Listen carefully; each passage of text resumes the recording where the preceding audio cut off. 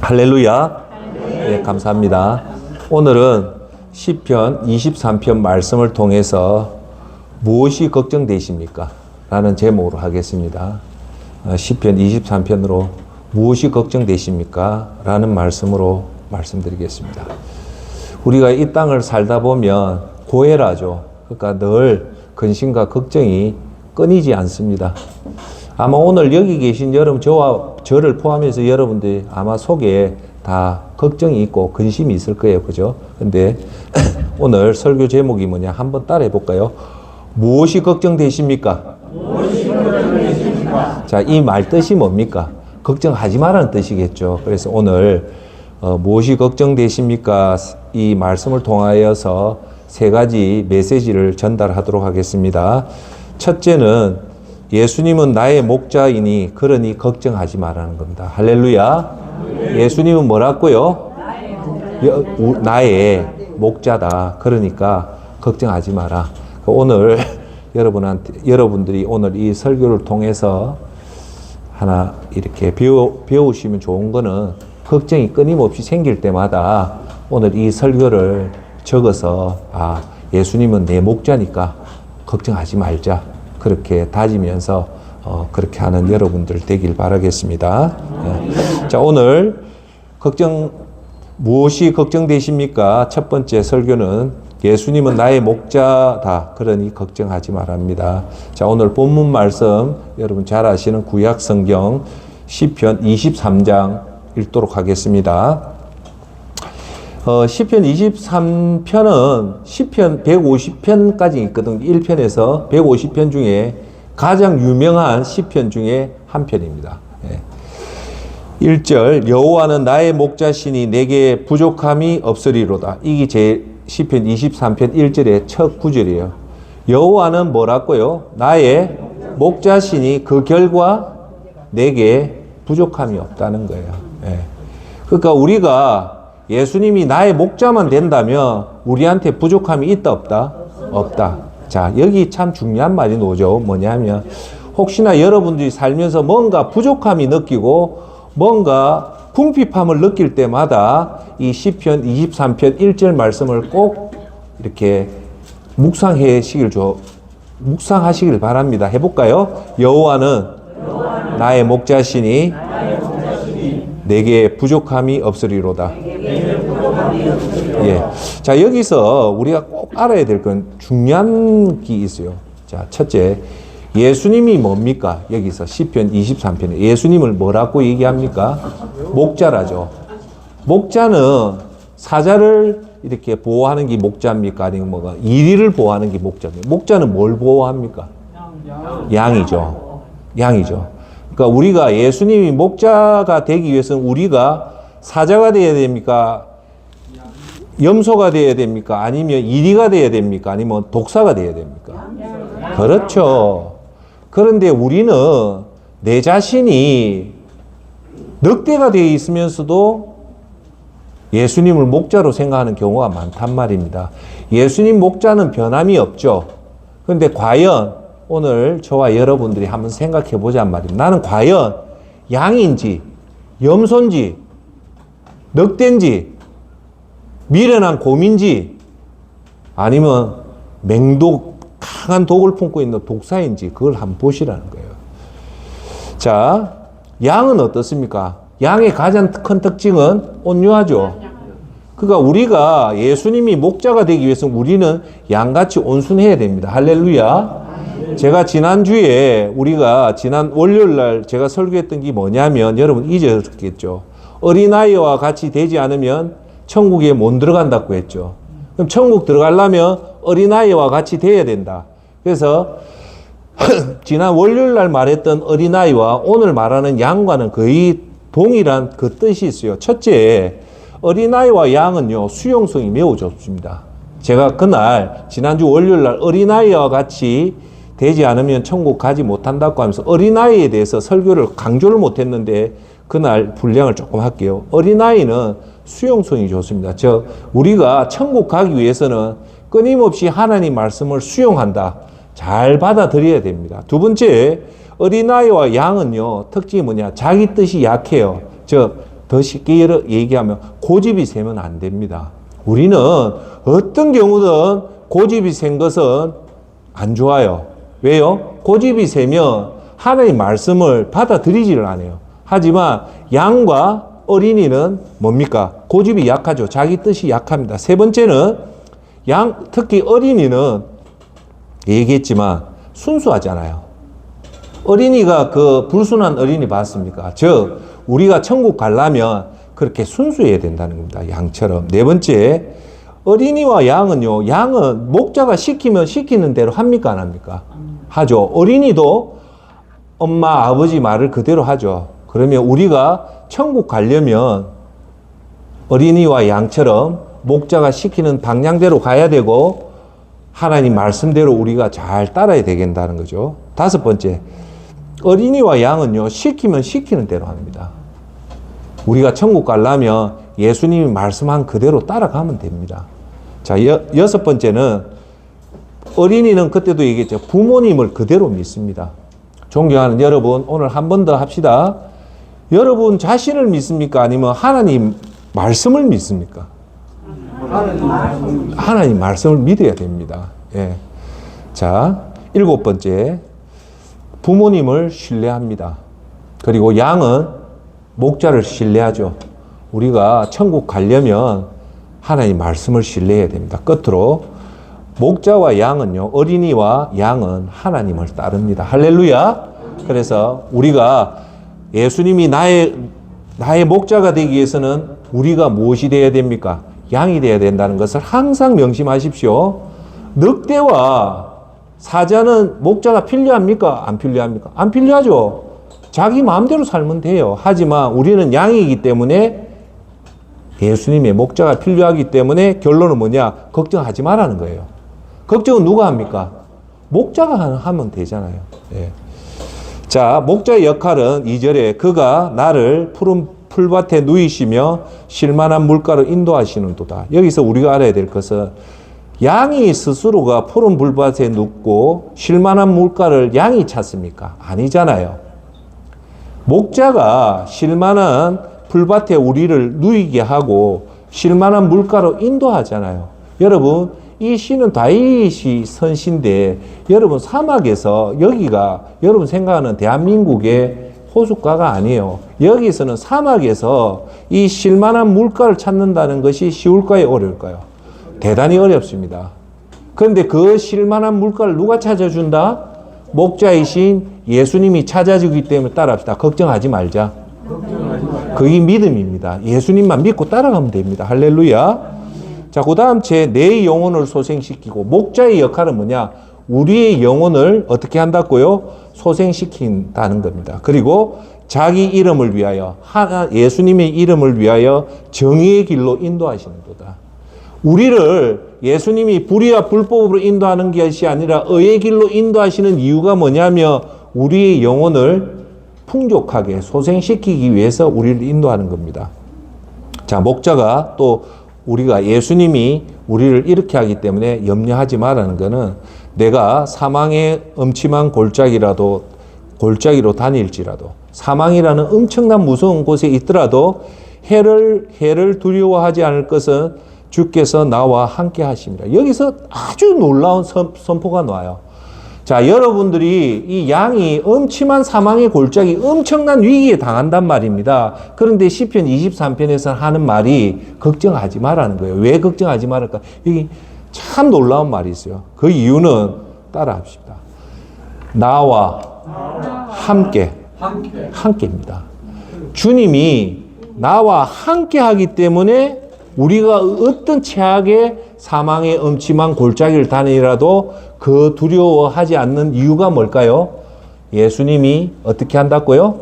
함께 한다. 오늘 이 시간에도 예수님이 여러분과 함께 합니까? 안 합니까?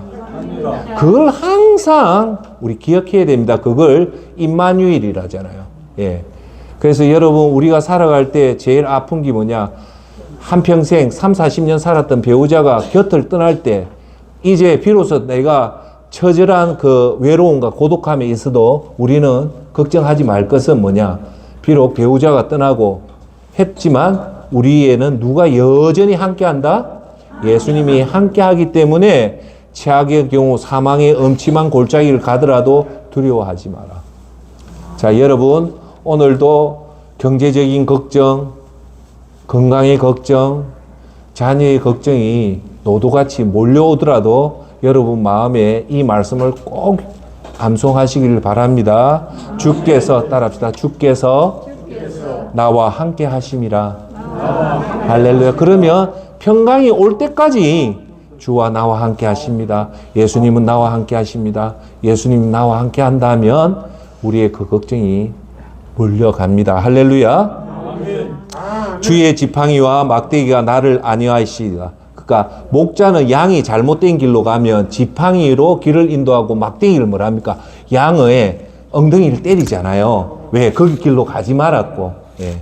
그래서 여러분 꼭 기억하십시오. 자, 오늘 설교 제목 걱정하지 말라는 건데, 자, 우리가 항상 기억할 것은 우리 예수님 믿는 사람이라고 걱정이 안 생기냐면 세상 사람과 똑같이 생깁니다. 그걸 꼭 명심하십시오. 오히려 예수님 믿는 사람은 예수님을 잘 믿어도 세상 사람보다 더 힘든 고난이 오는 경우가 훨씬 더 많습니다. 자, 그럴 때 이걸 어떻게 해석해내야 되는가가 여러분한테 아주 중요합니다. 이런 거죠. 내가 믿음 생활 참 잘했다.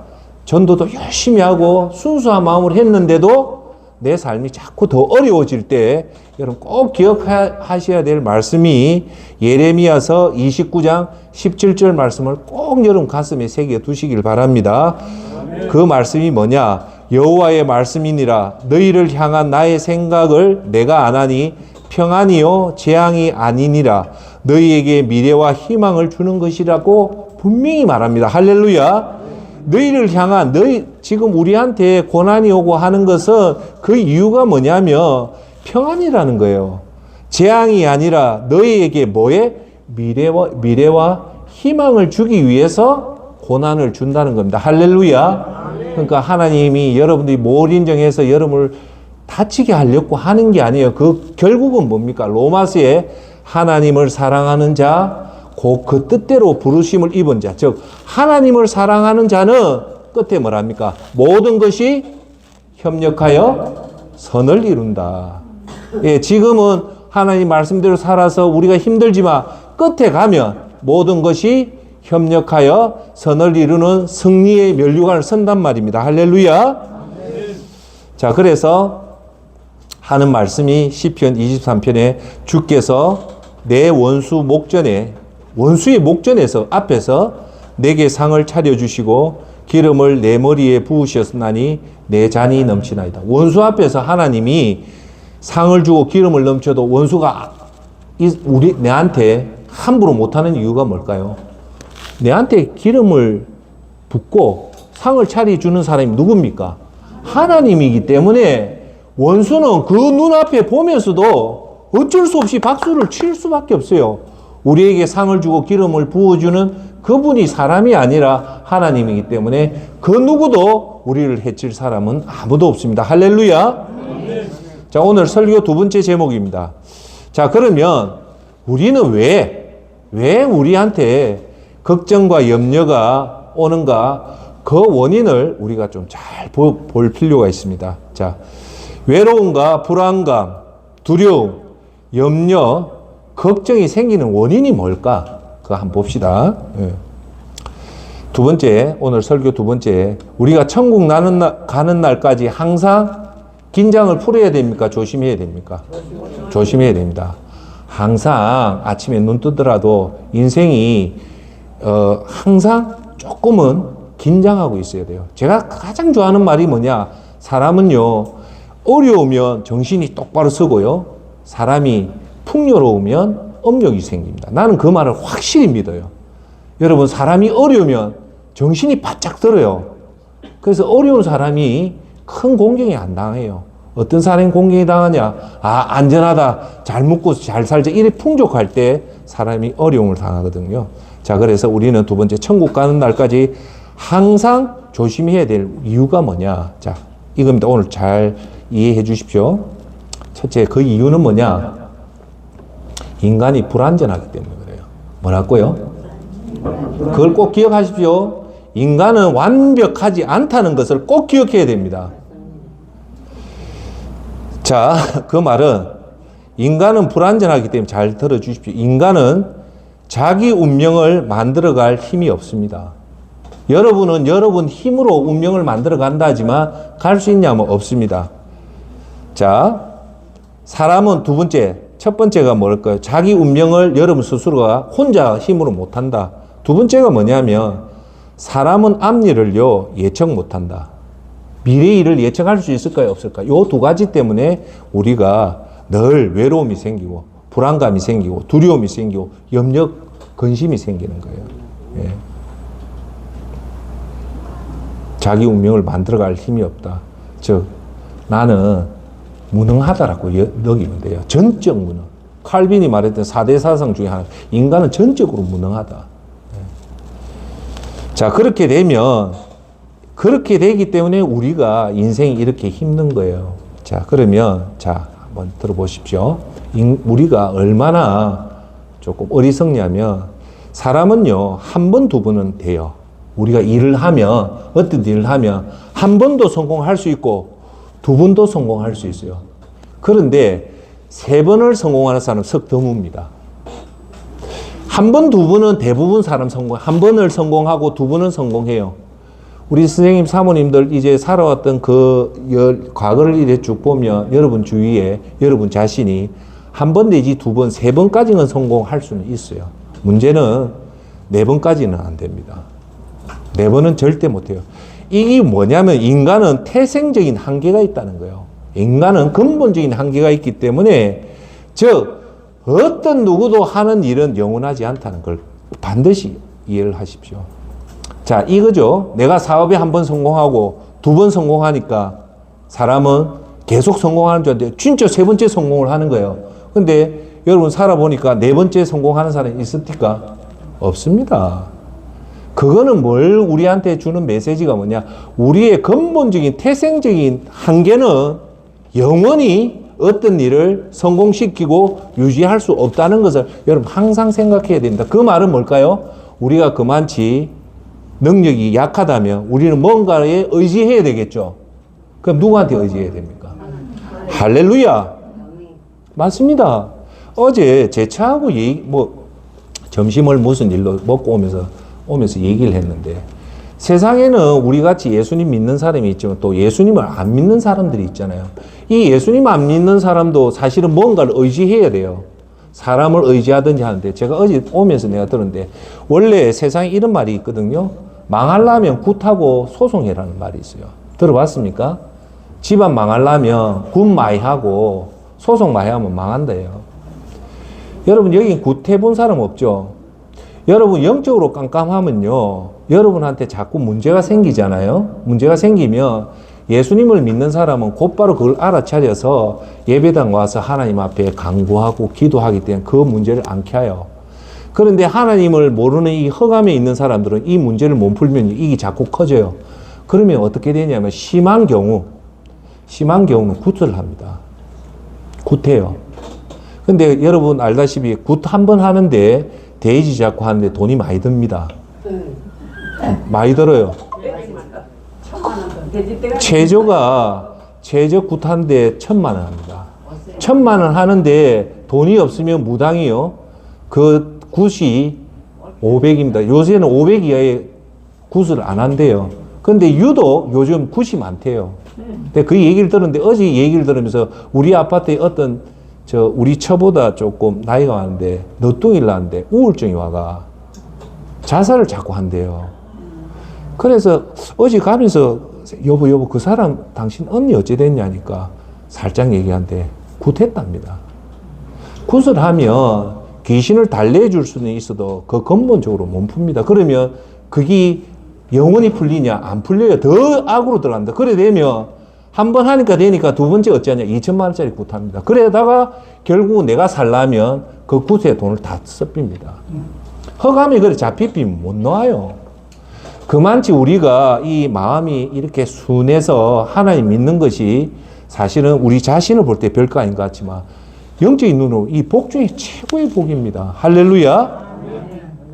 그래서 인간은 태생적으로 근본적인 한계가 있기 때문에 어떤 일을 해도 한 번, 두 번 돼도 세 번, 네 번은 안 됩니다. 자, 여기서 우리가 꼭 기억해야 될 게 누가복음 12장 16절로 23절 말씀은 예수님이 직접 하는 말씀이기 때문에 여러분 꼭 가슴에 새겨 두시길 바랍니다. 이 말씀이 뭐냐면 이거예요. 너가 이 땅에서 열심히 벌어서 연락을 즐기는 건 좋은데 여기서 예수님 직접 해요. 너 생명이 내일 데려갈지는 모른다 이거죠. 즉 여기 계신 여러분과 제가 이 살고 죽는 것은 누구 손에 달려 있습니까? 하나님 손에 달려 있어요. 그걸 아셔야 돼요. 하나님이 오늘 저녁에 올라오라면 우린 꼼짝없이 올라가야 됩니다. 그걸 얘기하는 거예요. 그래서 너가 생명이 언제 올지 모르는데 그걸 위해서 무엇을 먹을까 하지 말라는 것이 오늘 누가복음 16장 23절입니다. 그들에게 한 비유로 말씀하셨습니다. 예수님입니다. 한 부자가 수확이 잘 되는 땅을 가지고 있었는데 수확이 잘 되는 땅, 쉽게 말해서 사업이 잘 되는 사업체 아니면 돈이 많은 것을 가지고 있는데 그가 혼자서 어떻게 할까 사업이 잘 됐다는 거예요. 엄청나게 잘 됐다는 거예요. 그런 주위에 사람들이 간혹 있죠. 내 곡식을 사둘 곳이 없구나. 왜? 너무 돈이 많으니까. 제 주위에도 극소수 사람이 법인을 하는데 법인은요, 여러분 알다시피 법인은 주식회사가 법인이거든요. 법인은 들어오는 돈은 국세청에서 관리를 잘 안 봅니다. 문제는 법인 통장에서 나가는 거는 현미경같이 들여다보기 때문에 법인으로 돈을 벌면요, 그걸 돈을 빼돌릴 방법이 없어요. 법인은요, 혜택이 워낙 많기 때문에 법인 통장에서 돈 나갈 때 그거는 철저하게 들여다봅니다. 그래서 이 사람들이 뭘 하냐면 법인 자금을 빼대려면 이 현금화를 시키거든요. 그래서 세금 계산서 끊고 현금을 해서 집에 현금이 엄청 많습니다. 그런 말이에요, 지금 이 말이. 그런데 우리 집사람은 그 사람이 사업이 영원히 한다. 저는 보죠. 제 경험에 10년 이상 사업 성공하는 사람이 거의 없습니다. 자, 18절. 그리고 말했다. 이렇게 해야겠다. 머리에 아이디어가 또 오른 거예요. 지금 있는 창고를 부수고 더 크게 지어 내 모든 곡식과 물건을 거기에 쌓아두겠다. 얼마나 그 돈을 많이 벌었으면 지금 있는 창고 무너뜨리고 더 큰 창고를 짓겠다는 거예요. 그리고 나서 내 영혼에게 말하겠다. 내 영혼아, 여러 해 동안 설 물건을 많이 쌓아두으니 편히 쉬고 먹고 마시고 즐겨라. 이 지금 세상 사람이 극소수 사람이 성공하면 이렇게 하잖아요. 그런데 놀라운 반전이 일어나요. 무슨 반전이 일어나냐면 20절에 예수님이 이제 말합니다. 하나님께서 그에게 직접 말씀하셨습니다. 이 어리석은 사람아, 오늘 밤 내 영혼을 내게서 찾을 것이다. 오늘 밤 올라오라는 거예요. 그러면 내가 너를 위하여 장만한 것들이 다 누가 갖게 되겠느냐? 이 말이에요. 즉, 운명은 하나님 손에 있기 때문에, 즉, 미래가 어떻게 될지는 우리가 예측할 뿐이지 그걸 갈 수 없다는 거예요. 그러니까 어리석다는 거예요. 네. 자, 이 한 번 더 얘기하면 돈을 많이 벌면 그걸 즐길 수도 있는데 그 즐기고 못 즐기고는 우리의 뜻이 아니라 누구의 뜻입니까? 그게 지혜입니다. 우리가 영적으로 하나님의 말씀을 자꾸 들으면 영이 깨이면 이 육보다도 영이 훨씬 더 중요하다는 것을 우리가 아는 것이 복입니다. 자, 그래서 미래가 어떻게 될지는 아는 사람은 아무도 없습니다. 자, 그래서 자다가도 하나님 올라면 가야 되고 확률적으로 낮지만 길을 가다가도 교통사고가 나서 오라면 가야 됩니다. 세 번째, 아파서 가는 경우도 있겠죠. 내 죽음을 예측하고. 네 번째, 그게 인간입니다. 그게 인간이에요. 자, 여러분 잘 들어주십시오. 지금 70이 되고 60이 되고 70이 되고 80이 되신 분이 있을 거예요. 지금 대한민국 누구도 유독 너무 건강에 집착을 해요. 그게 나쁘다는 게 아니에요. 자, 여러분 한번 생각해 봅시다. 여러분 지금 건강 그렇게 집착한다고 한들 몇 년을 더 살 것 같습니까? 그걸 알아야 돼요. 건강을 지키는 건 엄밀히 말하면 본질이 아닙니다. 즉 이거죠. 여러분께서 아무리 좋은 걸 먹고 아무리 좋은 주사를 맞아도 하나님이 오라면 그 끝입니다. 설령 우리가 주사 안 맞고 좋은 비타민 안 먹고 운동 안 해도 하나님이 우리 수명을 늘어주면 살아가는 거예요.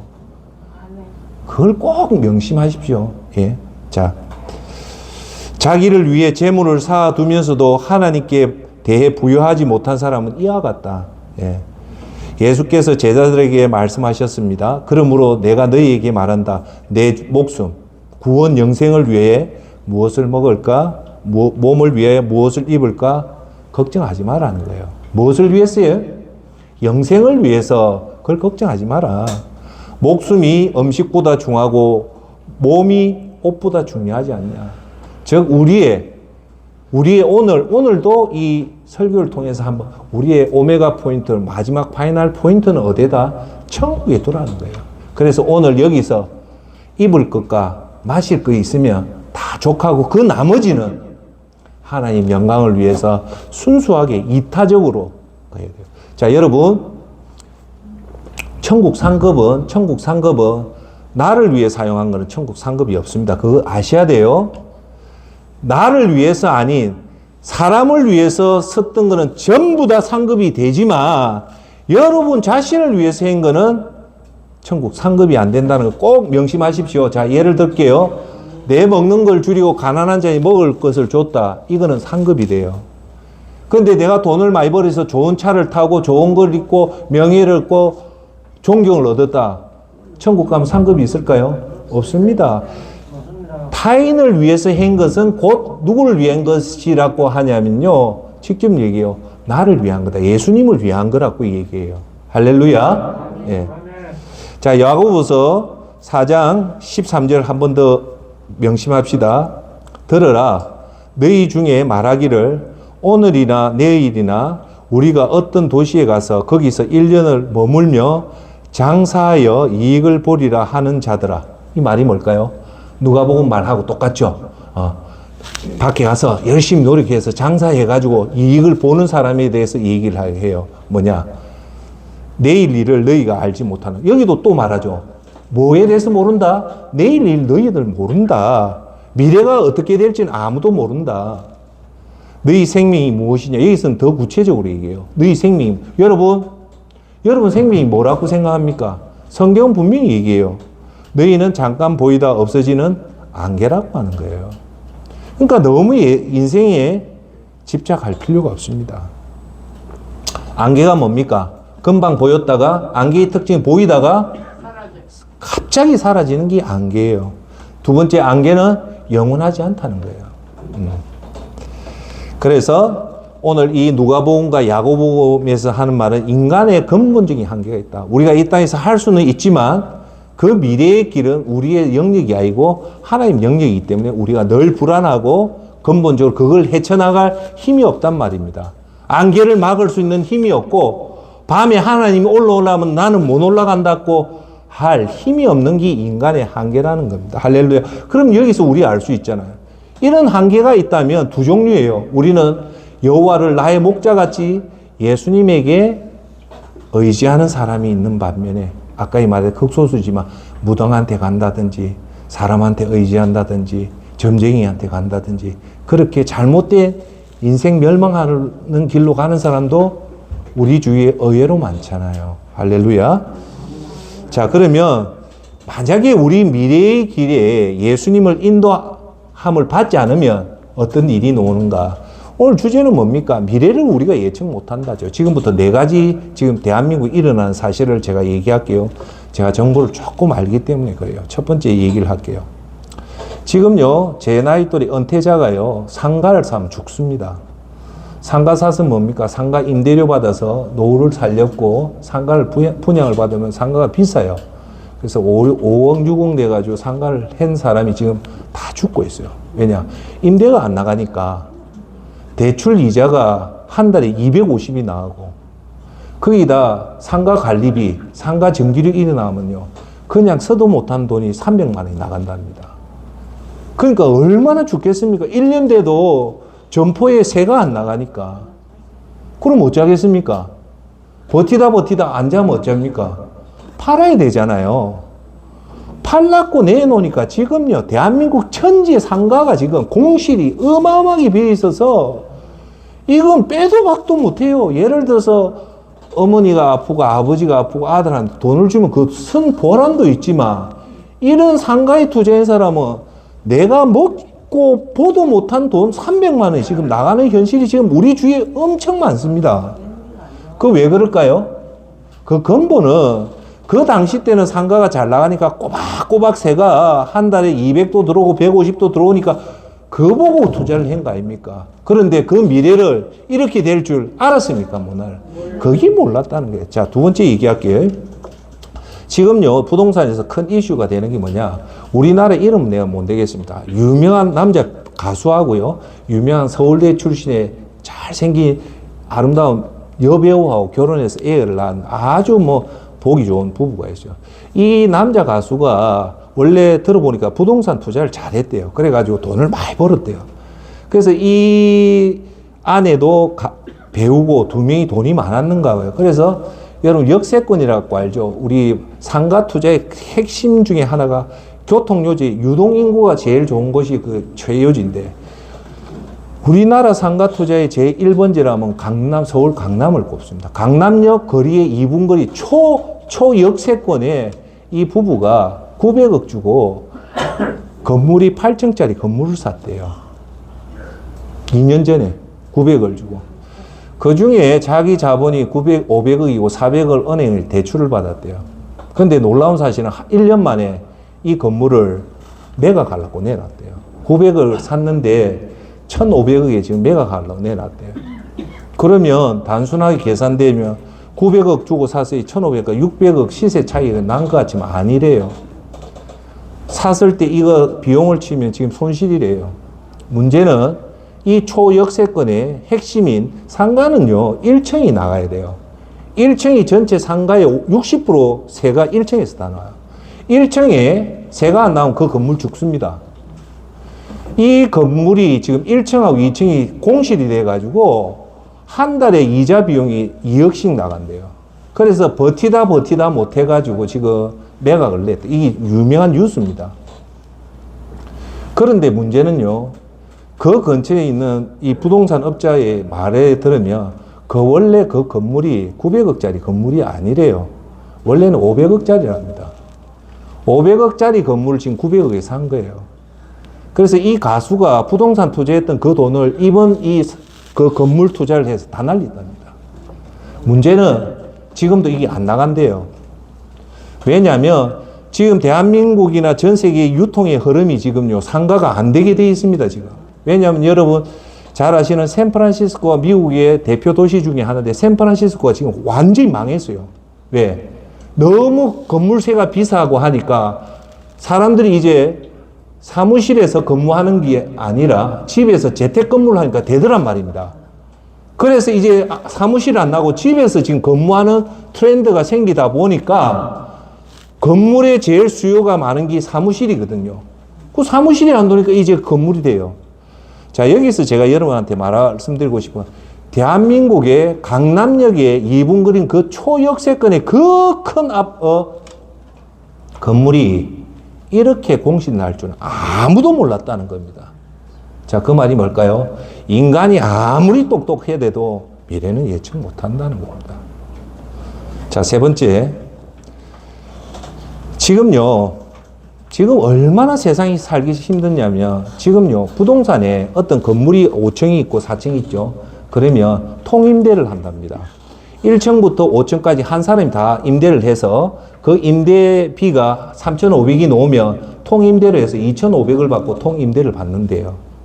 그래서 요즘 퇴직자가 돈을 모아서 이 꼬마 빌딩을 이래 딱 살 때 유독 선호하는 게 이 통임대랍니다. 왜? 그렇게 하면 임대인을 구할 필요가 없잖아요. 한 사람만 잡으면 1층, 2층, 3층, 4층까지 다 임대가 끝나니까 돈 조금 적게 받고 이렇게 하는 게 지금 서울에서는 유행인데 지금 문제가 뭐냐면 어떤 분이 그렇게 해서 통임대의 건물을 샀대요.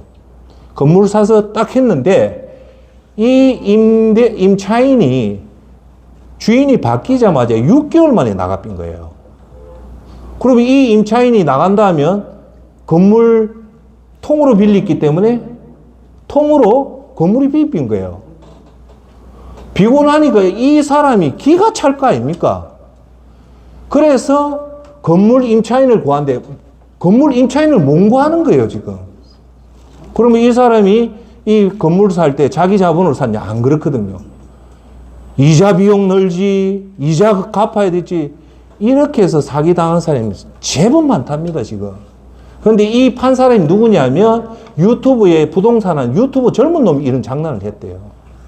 제가 그거 보면서 참 인간이요. 참 모릅니다. 자, 세 번째 또 얘기할게요. 지금요, 홈플러스가 거의 매각을 합니다. 홈플러스 그 매각하고 그 홈플러스가 왜 매각을 하냐? 2,500억, 3,000억 주고 매각한 그 자리에 뭐가 서냐면 50층짜리 초고층 빌딩이 지금 서요. 지금 형태가 그런 거예요. 근데 지금 그 여러분 남천동에 메가마켓도 지금 팔렸어요. 팔려가 거기 초고층 빌딩이 있어요. 문제는 뭐냐면 두 가지예요. 지금 서울에서 지금 그 부동산에 지금 노는 거의 이슈가 뭐냐면 이제 대한민국의 모든 사람들이 하나는 인식을 한대요. 그게 뭐냐? 평당 분양가가 너무 높다는 걸 이제 다 안돼요. 그래서 이제 안 산답니다. 첫 번째, 분양가가 너무 높대요. 그래서 그걸 안 산대요. 두 번째, 그러니까 수요는 한정돼 있는데 지금 공급하는 아파트인가 오피스 빌딩이 너무 많다는 거예요. 그럼 어찌 될까요? 그러면 깡통이 녹는다는 거예요. 예. 자, 결론은 뭐냐? 인구는 주는데 그거예요.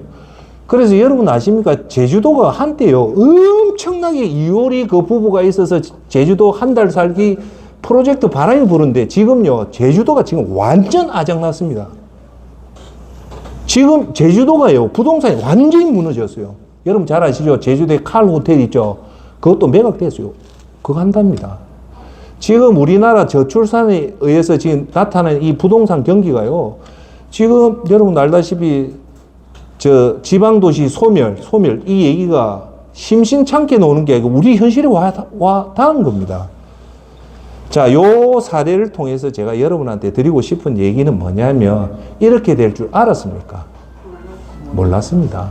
인간이 아무리 뛰어나고 아무리 능력이 있대도 하나님이 영역이 미래를 예측할 수는 없다는 겁니다. 그러면 우리가 어떻게 해야 됩니까?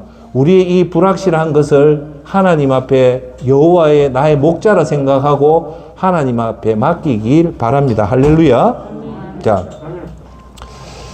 자, 여기서 우리가 중요한 거는 예수님을 나의 목자로 하지 않는 이상 여러분 미래는 예측을 못합니다. 제가 얘기했죠. 여러분이 부동산 투자는 한 번, 두 번은 성공할 수 있어도 영원히 성공하지 못한다는 겁니다. 그래서 자, 여러분 오늘도 한번 다짐합시다. 우리가 예수님이 분명히 이 땅을 살면서 세 가지를 경계했어요. 첫째, 이 세상을 사랑하지 말았습니다. 두 번째, 부자 되기를 힘쓰지 마라. 세 번째, 돈을 사랑하지 마라. 그거예요. 자, 그럼 여기서 중요한 얘기를 하나만 더 할게요. 여러분, 억지로 부자 되려고 하지 마시고 하나님 말씀대로 살아서 하나님이 부어주시는 부자는 된단 말입니다. 할렐루야. 부자가 되지 말라는 게 아니고 저와 여러분의 모든 목표를 부자로 삶으라는 것은 성경에서는 거만한 거다. 단 하나님 말씀을 믿고 하나님 말씀대로 주니까 하나님의 하늘에서 주시는 은혜에 의해서 부자가 되는 경우는 성경은 금지하지 않고 있다. 예. 그렇습니다. 자, 이제 세 번째 결론입니다. 셋째, 오늘 설교는 인생 마지막 최종 승리합니다. 다시 할게요. 인생 마지막 최종 승리한다. 자, 오늘 우리가 오늘도 이렇게 열심히 예수님을 믿고 예수님을 섬기고 예수님 말씀대로 살았다면 전제 조건, 내가 정말 하나님 말씀대로 예배 열심히 드리고 하나님 계명대로 열심히 살았다면 그걸 누가 할까요? 여러분 자신 압니다. 그러면 따라합시다. 확신해라. 안전하게 확신해도 됩니다. 왜? 하나님 책임져 주기 때문에 확신. 문제는 여러분들이 제대로 예수님을 안 믿었을 때는 모르겠지만 하나님 말씀대로 100% 중에 80% 이상 하나님 말씀대로 그 말씀에 신뢰해서 어린아이와 같이 양같이 그 목자대로 살아간 사람은 오늘 결론은 안심하라는 겁니다. 할렐루야. 왜냐? 천국에 반드시 입성하기 때문이다. 예수님이 제시하는 기준대로 제대로 믿고 예수님 계명대로 제대로 살았다면 따라합시다. 반드시 천국에 입성한다.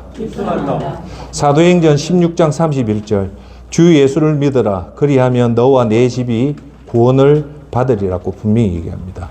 로마서 10장 9절 내가 만일 내 입으로 예수를 주로 시인하며 또 하나님께서 그를 죽은 자 가운데서 살리신 것을 내 마음에 믿으면 구원을 받으리라. 여기서 중요한 것은 뭐냐? 구원입니다. 구원. 이 세상의 모든 것을 한마디로 딱 요약하자면 구원이고, 구원은 뭐냐? 이 땅을 떠나서 천국 가는 것이 구원입니다. 자, 거기서 우리 하나만 조금 명심해야 될 것은 구원을 받고 나서 천국 갈 때까지 뭘 해야 되냐면 한번 조금만 크게 합시다. 인내하자. 기다리면 돼요. 할렐루야. 인내하자. 히브리서 10장 36절 여러분이 따라합시다. 하나님의 뜻을 행한 후에 약속을 받기 위해서는 인내가 필요합니다. 그러면 약속을 받기 위해서는 이 말이 뭘까요? 구원을 받아서 천국 갈 동안까지는 뭘 하면 된다? 인내하고 있으면 된다는 겁니다. 할렐루야. 자, 여러분이 천국 입성만 할 수 있다면 여러분이 오늘도 살면서 설교 전에도 얘기했지만 예수님 믿는다고 해서 암이 안 걸리는 것도 아니고 사업이 뜻대로 안 되는 경우도 많고 자녀가 성공 못하는 경우도 많고 내가 열심히 해도 재산이 늘어나지 않는 경우가 많단 말입니다. 자, 이런 심각한 일이 생겨도 우리는 걱정하지 않습니다. 왜? 결국 천국에 입성할 수 있기 때문입니다. 할렐루야. 아무리 그래도요, 끝이 천국에 입성하기 때문에 우리는 걱정할 필요가 없습니다. 자, 그래서 사람들이 제일 두려워하는, 잘 들어보십시오. 첫 번째, 암에 걸려서 살 날이 얼마 남지 않고 오늘도 암 투명을 고생해도 걱정하지 마십시오. 왜요? 따라합시다. 천국 가기 때문이다. 할렐루야. 두 번째, 여러분들 당뇨가 걸리고 폐질환이 걸리고 심각한 치명적인 질병에 걸려서 질병에 걸리면 두 가지 아픔이 있어요. 첫째, 몸이 아프고 두 번째 뭐가 아플까요? 마음이 아픕니다. 여러분 몸이 아프면요 반드시 몸 아픈 것보다 더 힘든 게 뭐냐? 마음이 아파요. 그래서 힘들다는 거예요. 그래도 걱정하지 마십시오. 왜요? 천국 가기 때문입니다. 할렐루야. 만약에 여러분들이 소득이 없고 빚이 계속 늘어나고 이 미칠 일이 아닙니까? 소득도 없는데 빚은 계속 늘어나고 그래서 은행에서 자꾸 전화가 오고 대출 갚을 힘이 없어도 걱정하지 마십시오. 천국 가기 때문입니다. 할렐루야. 네 번째, 재산이 없어도 내 집이 없고 여러분이 사람들 앞에서 떵떵거리 내세울 만이 없어도 걱정하지 마십시오. 우리는 천국 가기 때문입니다. 할렐루야. 다섯째, 나이가 들어 점점 몸이 새해도 걱정하지 마십시오. 진짜 곧 있으면 진짜 영원한 세상이 열리기 때문입니다. 할렐루야. 일곱 번째, 끝으로 오늘 당장 우리 앞에 죽음이 와도 걱정이 없습니다. 왜요? 천국 가기 때문입니다. 할렐루야. 결론은 우리가 아무리 두려워도 끝에 가면 최종 승리하기 때문입니다. 할렐루야. 우리가 이래 걱정하지 않는 이유는 뭐냐? 끝에 가면 최종 우리가 실패합니까? 승리합니까? 승리합니다. 여러분 기억하십시오. 미래가 보장이 된다면 현재는 문제가 없습니다. 다시 할게요. 우리의 미래가 천국이라는 게 보장이 되어 있다면 오늘 현재의 문제는 문제가 되지 않는다는 겁니다. 미래가 보장이 되는 그 천국이 확실하다면 이 땅에 그 어떤 시련과 위기가 와도 우리는 충분히 극복할 수 있습니다.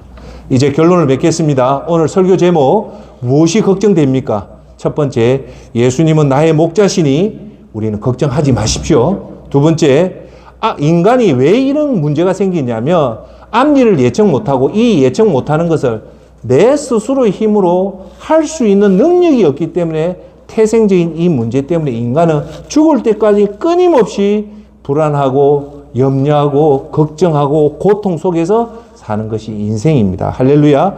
그럴 때 우리는 첫 번째 얘기했던 예수님이 우리의 목자이기 때문에 우리는 염려할 필요가 없습니다. 셋째, 그래서 오늘 설교의 세 번째는 확신하십시오. 인생 마지막에 최종 승리를 한다. 왜? 끝이 확정된 미래가 보장되어 있기 때문에 오늘 우리에 닥치는 무수한 다양한 문제도 우리는 충분히 극복할 수 있음을 믿길 바랍니다.